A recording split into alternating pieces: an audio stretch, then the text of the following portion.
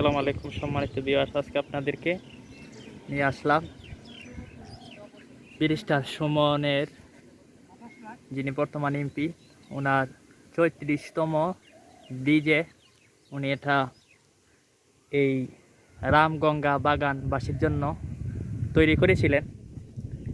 এটা হলো ব্যারিস্টার সাইদুল হক সুমন ভাইয়ের, যিনি আমাদের বর্তমান এমপি। উনি এই ব্রিজটা তৈরি করছিলেন।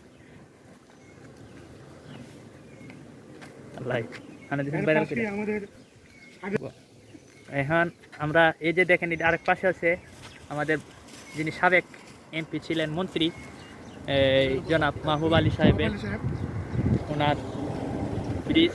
এটা মূলত প্রথমে করছিল ব্যারিস্টার সুমন ভাই, আর পরে করছিল মাহবুব আলী ভাই।